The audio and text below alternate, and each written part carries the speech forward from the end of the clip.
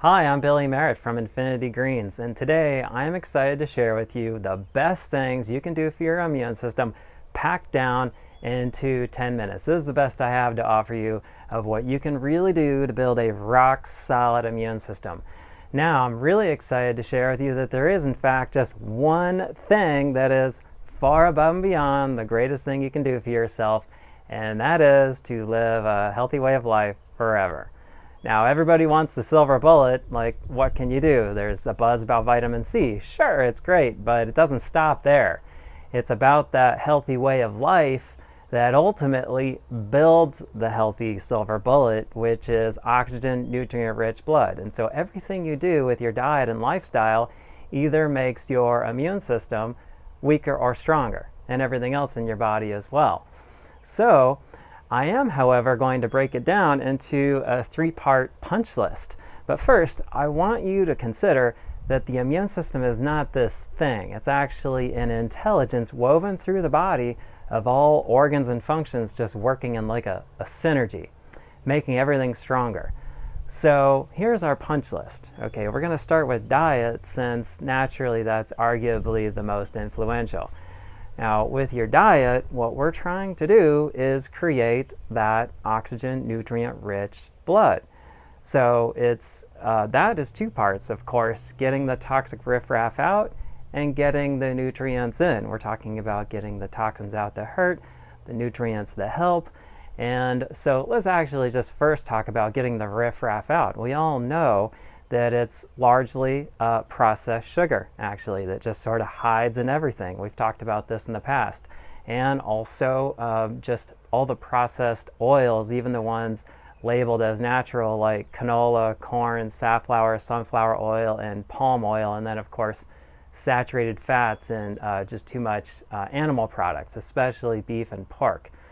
So before I talk about the healthy alternatives, I want to explain why do these things actually hurt the immune system? Okay, so what could cause the immune system to essentially come to a screeching halt? Inflammation.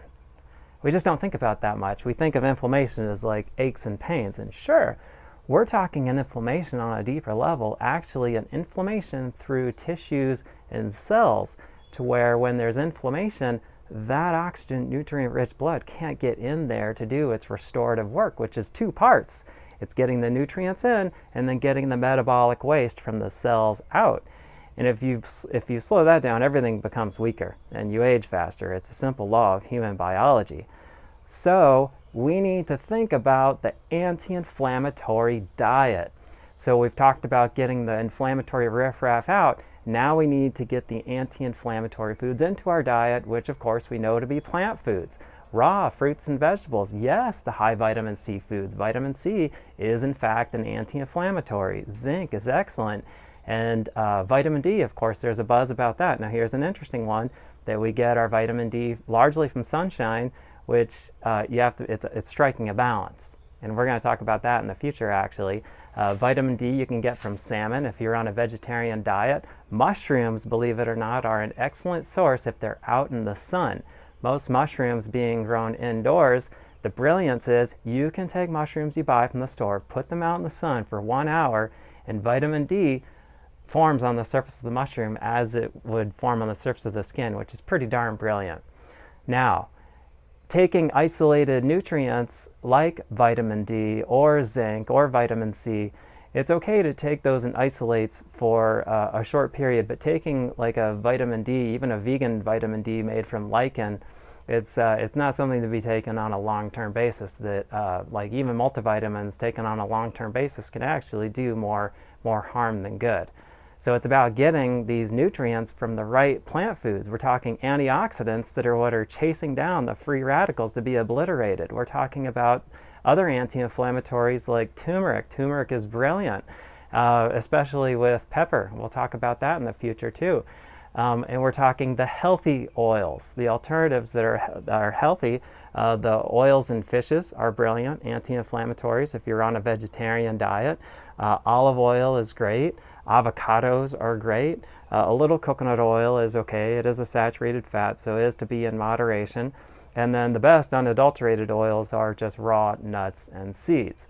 So now here's the good news is to be healthy on this anti-inflammatory diet, your diet is not going to be limited to just nuts and berries and rice and beans. I am very passionate about recipes. That's a big part of what my book is about. Also, the Ashram Health Book is a brilliant resource. So, food, we've got that dial now. Now, of course, it's a whole school of life. I mean, you can't pack that down into a few minutes, but now you know the essence of it. So that's part one. Part two is exercise. So we create that oxygen, nutrient-rich blood with your diet. Now you got to pump the handle. You got to get your heart rate up to get that silver bullet to all your extremities, circulated all throughout your body. It's a two-part benefit actually with your immune system, because not only are you getting that life force circulated, you are also exorcising, booting out, extricating the stress hormones, particularly cortisol and adrenaline, which are very common, especially in this day and age.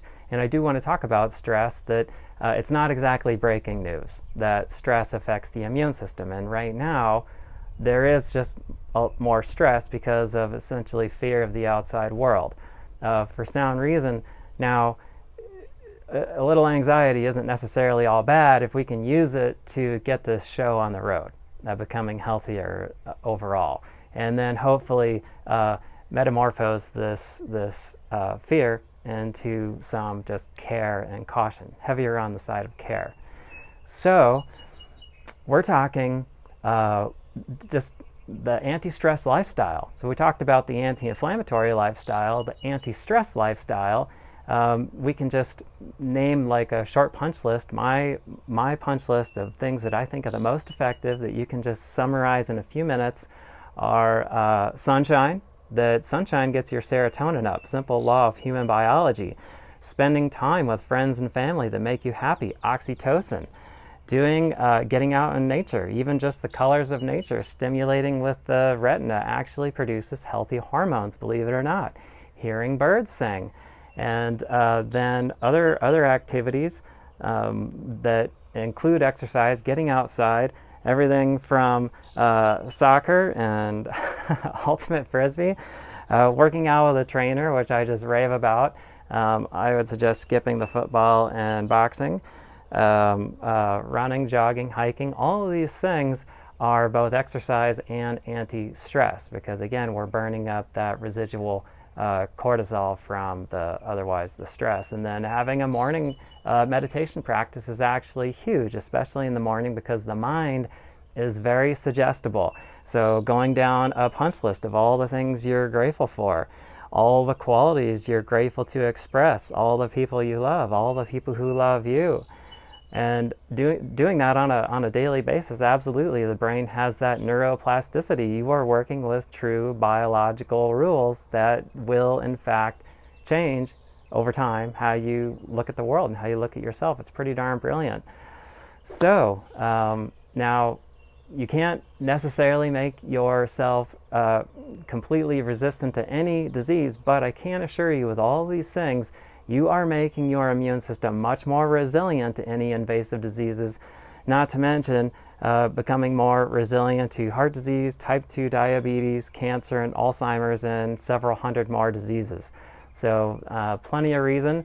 And now that you got this, it's an important thing to be a shining example. So if this speaks to you, then pass this along to your friends and family, because we are in this together of lifting the human spirit to become more emotionally and physically resilient in this time. Again, I'm Billy Merritt, and thanks for listening.